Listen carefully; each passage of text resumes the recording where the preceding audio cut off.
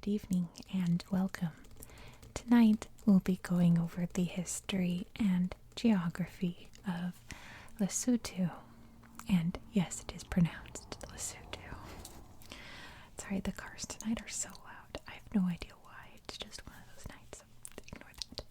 Lesotho, as you can see, is landlocked, and it is completely landlocked by South Africa.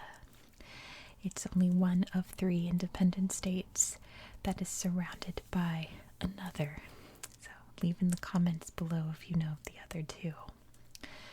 Lesotho is therefore in southern Africa, considering it's surrounded by South Africa. It has the nickname of Kingdom in the Sky because it is at a very high elevation. Pretty much almost the entire country is very, very mountainous, very, very rocky, and lots of cliffs and all kinds of things like that. It actually has the highest, lowest point in the world at 1,400 meters. It's its lowest elevation. There's lots of different mountain chains that cut through Lesotho. The biggest would be the Drakensberg. Cuts through pretty much this part here, which has some interesting aspects to it. The highest point is right here. There you go, right there. It is Tabana Ntleyana. And it also has the Maletsinyene Falls, which is right here. Very beautiful, beautiful waterfall. After we do history, I will pull out my tablet and we'll look at some pictures of Lesotho. And pretty sure the first one that's going to pop up is this waterfall because it's absolutely gorgeous. And as you can see, there are lots and lots of rivers crisscrossing these mountains, so therefore they create lots of canyons and valleys, and they're all very stunning and very beautiful. I'll show you on the tablet after history. The capital city is Maseru, you can see right there. It's located on the edge of the country here on the Caledon River, which makes up this border right here.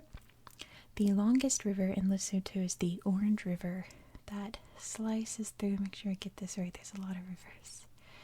It slices through over here. It starts in South Africa, goes through Lesotho. It's out in South Africa. And pretty much that's what I wanted to cover for geography of Lesotho. But, you know, it's interesting. When we look at pictures, you'll notice something if you've seen the film Black Panther, which I'm not a big Marvel person. I don't find any joy in those movies, but I did like Black Panther. They based a lot of the geography of Wakanda on Lesotho, and a lot of their costumes as well was based on like Basotho cultural clothing. So maybe we'll see some of that in the pictures too. Let's move on to history. The first people to settle in this area would have been the San. They're the very traditional hunter-gatherer peoples of sub-Saharan Africa. They still are to this day for the most part. They made some really beautiful rock art in Lesotho, up in the rocks, obviously, up in the mountains. And maybe there'll be some pictures, I'm not sure, on the tablet. We'll find out. But eventually, after the Bantu migration, brought people from the more northern parts of sub-Saharan Africa down south. The culture that arrived here and settled was the Basotho. And for the most part, for a long time, they were just scattered tribes in this area. And they were united all together in 1822 to form Basotholand. And it was founded by King Moshoeshoe I. And King Moshoeshoe I was quite a very intriguing historical figure. There really needs to be like a movie about him because he did so much for this country. He's the national hero of the country. Because not only did he found pretty much what today is Lesotho, right? He did so much for the country. First, he fought off the invading Zulu tribes because, Zululand is pretty much all right here. You can see KwaZulu-Natal over here, all the Zululand. If you know your South African tribes, the Zulu at its height was considered one of the fiercest warriors in the world. So fending off the Zulu is quite a feat. This was during the Mfakane period of Zulu history, which is something that we'll cover once we talk about South African history, so don't worry about that for now. We'll discuss that on another day. So, pretty much once the Zulu were in check, some French missionaries entered the territory, and they got along pretty well with the Basotho. They actually helped develop the Sesotho written language and printed books in their language so they could read it. Pretty interesting. Kind of puts Europeans in a more favorable aspect to King Moshoeshoe I until 1838 when the Boers arrived.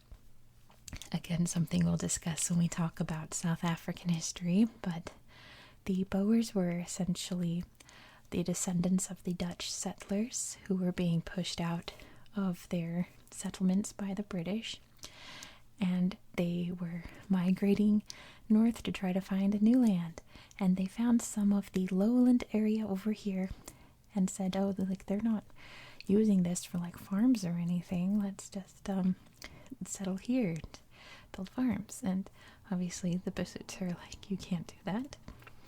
And they started fighting against the Boers, and it was pretty rough. So King Moshoeshoe I went to their enemies, the British, to ask for help, and the British fought a war with the Boers. I mean, they fought quite a few wars with the Boers, but this time they fought back and pushed the Boers out, and pretty much helped to negotiate the land in the area. I mean, they didn't push them out completely, but they kept the Boers from taking over the country, the Basotho land eventually. So the British, being the British, were like, well, now you owe us for all that protection, right? And King Moshoeshoe I said no. And that's allowed the British to have an excuse to attack the Basotho, to try to, take over the territory, basically. And they fought the Battle of Berea in 1852, which the Basotho actually won. It was the first time Britain was defeated on African soil. It's like a huge point of pride for the Basotho today. So, King Moshoeshoe was continuing to stop the advance of the Boers in his area. And by 1867, he actually went to Queen Victoria herself to be like, this needs to be figured out somehow. So the British came around. I mean, Victoria herself personally came around. And in 1867, Basotho land became a British protectorate. There was a little bit of a rocky time between Basotho land and the British. Couple of things. There was the gun war of 1880, which the British came in and said, you have to give us all your guns, and they said no, so they fought a war over it, and essentially they got to keep their guns. There was also a moment where Britain decided to make Basotho land part of the Cape Colony, which was their territory in South Africa, and the Basotho were very much against that. They did not want that whatsoever. So they reversed that decision and just made Basotho land its own crown colony in 1884. The people here had a very long history of trying to oppose a union with South Africa, which is why the geography looks like it is today, why it's just surrounded by a whole other country. Once independence was starting to become a possibility here, they did not want to be a part of a country that was in full-fledged apartheid mode, right? So they were very fervent about being their own thing, not at all a part of South Africa, which they managed to gain their independence on October 4th, 1966. And it was a pretty rocky political road for Lesotho. Still pretty much is today, but just to go over a brief history of the political scandals in Lesotho, they're pretty interesting and a little sad. But in 1970, there was an election. The current prime minister said that the election was fraudulent because, he had lost and he would have to cede power to his, what's the word? The other political party. What's it called? The opposition party. And he refused to cede. The opposition staged a rebellion, and there were quite a few coups during this time. There's one in 1986. There's one in 1991. I believe that one was actually caused by the royal family. So King Moshoeshoe the first descendants were still alive and still a kingdom. Although the king was just more of a ceremonial role at this time. The king in this instance was King Moshoeshoe II. And he took over for a brief moment to try to reinstate the monarchy. That was very unpopular, so he reversed that and brought parliament back and all of that. And democratic elections were brought back by 1994, but it was still pretty sketchy in terms of how the the elections were going. There were protests in 1998 over that election, and a lot of debate over the role of the king in Lesotho. The King Moshoeshoe II stepped down. He became a commoner, and after he very mysteriously crashed his car over a cliff at 1 a.m, just by total accident apparently, his son just became king, and he's the one that's really tried to push for more power for his role in Lesotho. It still is to this day, in a way. He still does the ceremonial things like open parliament and giving speeches and stuff on Independence Day and what have you. It's King Letzi III. I didn't write down his name, that's just off my memory. But yeah, he's still advocating for king's rights. It's still technically a kingdom, but it's a democracy. More interesting, the previous prime minister, I didn't write down his name either, but if I remember correctly, it's Thomas Tabane. He, in 2014, fled the country. He fled into South Africa, obviously, where else are you going to go? He said there was a coup in progress, and he was running for his life. And everyone in the government said, no, there isn't. Like, the military came out. We're not overthrowing the government. Like, nothing's happening. And he came back a few days later once he was sure that his life would be safe from this alleged coup. It's still kind of a mystery to this day of exactly what was happening there. We may never know. And he also stepped down in 2020 because his current wife was accused of murdering his former wife. And he was arrested and charged in 2021 with being an accomplice to that murder. So big yikes for that. But be interesting to see true crime Lesotho, CSI Lesotho, Law and Order Lesotho, see where that's going to go. That would be an interesting thing to keep an eye on, to see exactly what happened there, because the trial hasn't happened yet. We don't know. So anyway, it's pretty much where Lesotho is today. One of the big issues in the country is HIV, AIDS. Lesotho is one of the highest infected countries in the world. About 25% of the population is HIV positive, living with AIDS. And it's quite a crisis in the area. It's really,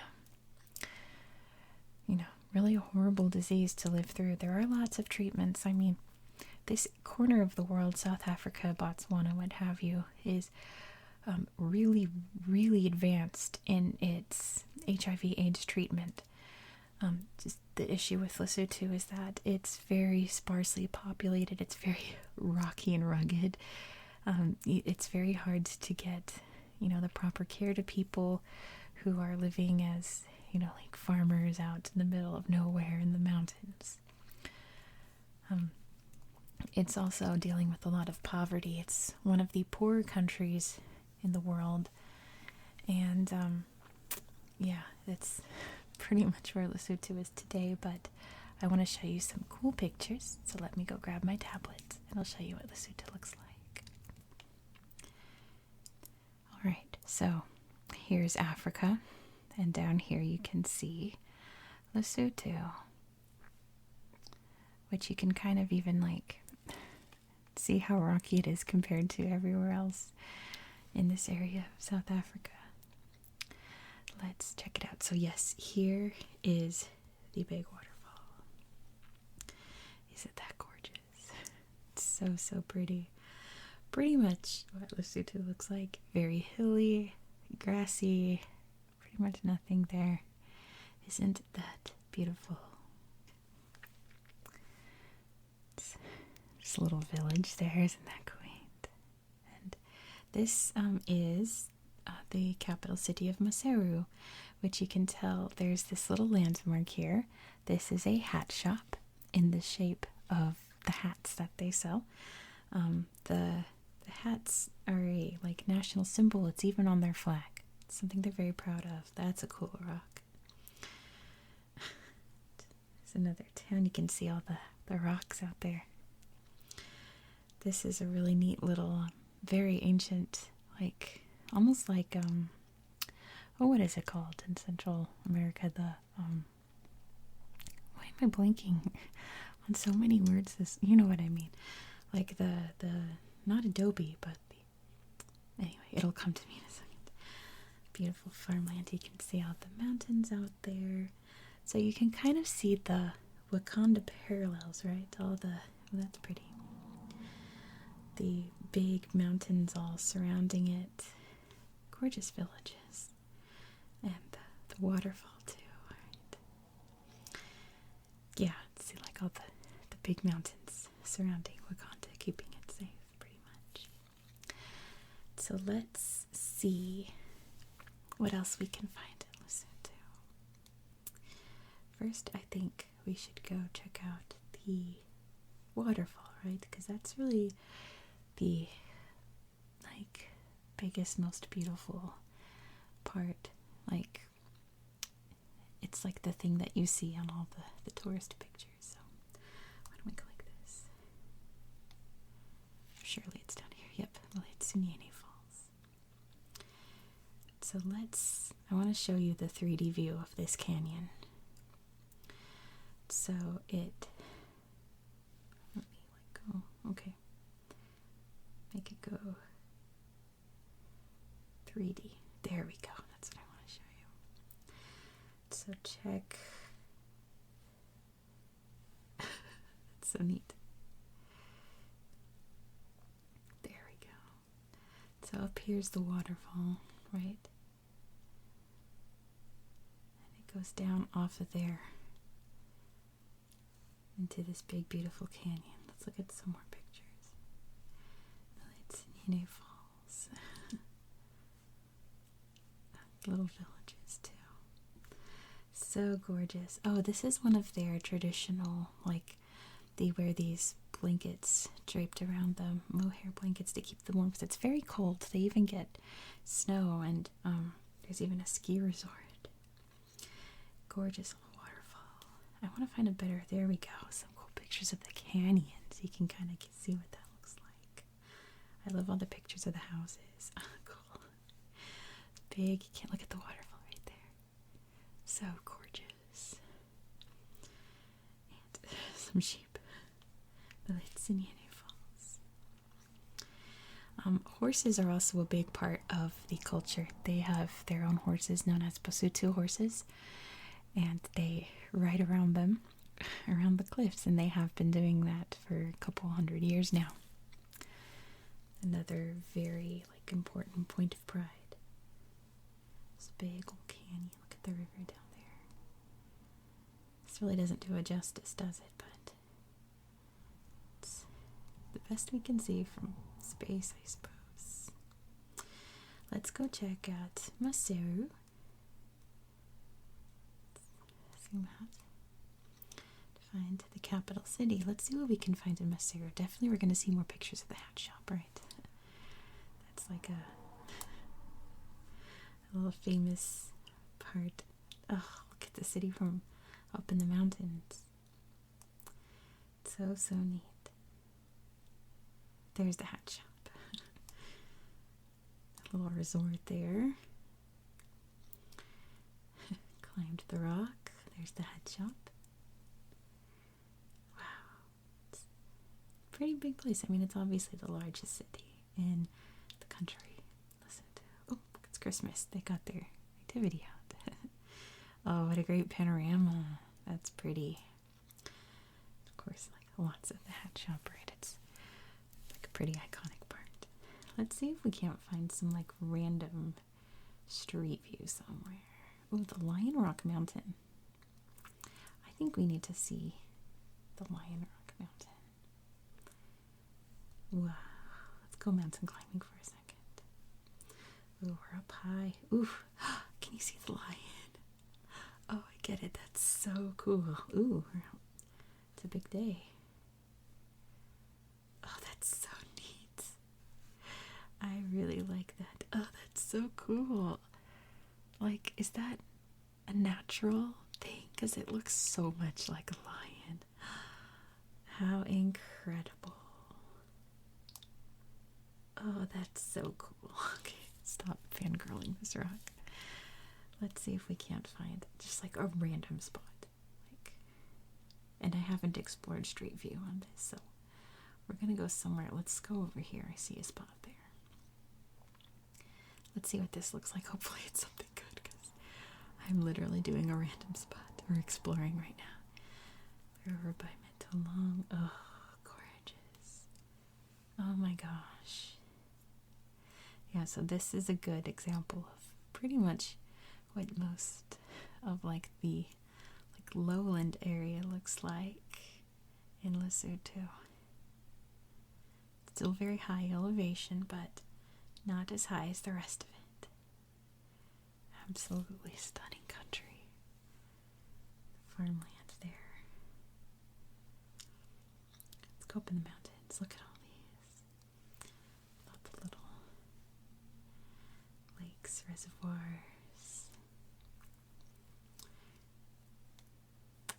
Let's go to I want to explore the mountains.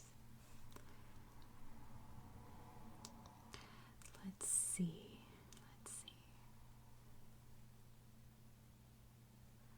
I think I'm upside down. Here we go. Out in the mountains. I kind of want to go. Should we go down here or up here? Let's go up here. Let's see more of the mountainous area. Let's see what we've got.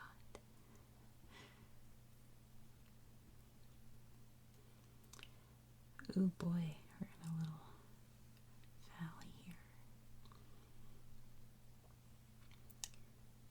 Oop, what's down there? Looks like that's some kind of radio tower. Look at the clouds in the distance. Very cool. I was hoping we kind of be up on a mountain, but it's not really the kind of country that's known for like mountain climbing, you know.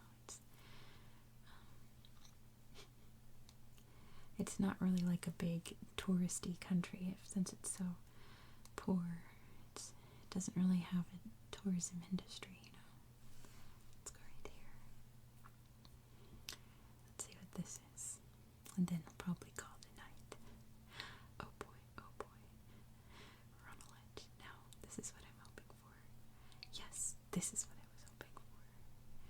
The big valley.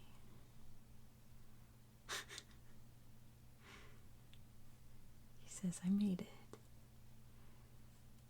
They're here too. See, it's kind of a windy day. As usual, up high in the mountains. Is that not spectacular? So these canyons and stuff are just all over the mountainous area. Oh, the river's down here. Maybe that's the Orange River, because kind of in that corner of the world of Lesotho. This was exactly what I was looking for, a picture like that. So I'm going to call it a night there. thank you so much for watching. See, look at the river there. Oh, that's so neat. I do hope that you found this video relaxing and educational. And I hope that you have a very good